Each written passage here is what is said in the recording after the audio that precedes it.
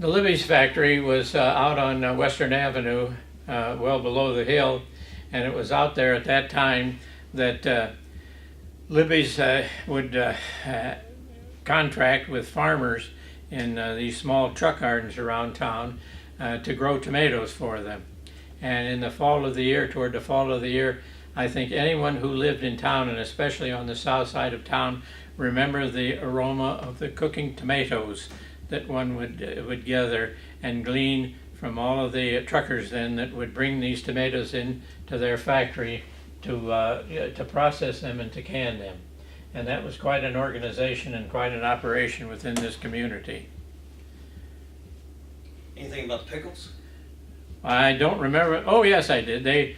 All right, let's start off like you're going to talk about the pickles, so that way it's a natural flow. So in talking about the pickle factory, and I remember that they also made vinegar here, and they would do that from alcohol, and they had towers where they would put wood chips in there with a bacteria, then I guess it was, that would cause this alcohol to ferment and to get the alcohol as they run this thing through the tower.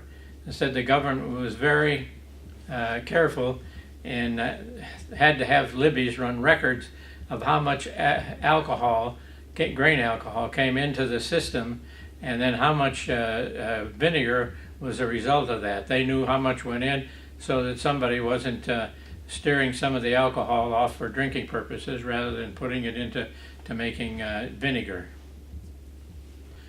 Modern drop forge was another industry, was out on the south side of town, and where they did impact forging of smaller items. It was nothing like the one that took place out at Ingalls Shepherd's, where they did massive forging of crankshafts for tractors, a lot of automobile engines, and the crankshafts for the engines. That was quite an operation.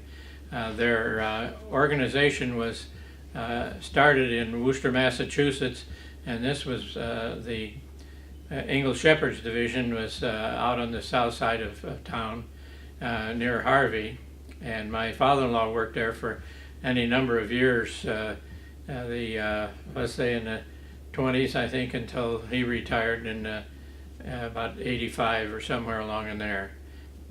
I worked at one time at Ford Aircraft at 7401 South Cicero Avenue, and the crankshaft for the engine that we built there, it was a 28-cylinder engine under license of Pratt & Whitney, and it had 4 rows of 7 cylinders in each bank, and the crankshafts for those things was over 6.5 feet long, and of course those were forged in the plant in Worcester, Massachusetts, and that was used on the B-36 aircraft engine that was built there. After finishing that contract, we then went into installing and making engines for jet engines for the F-100, for the B-52, and FC-119, C-127 aircrafts for the government.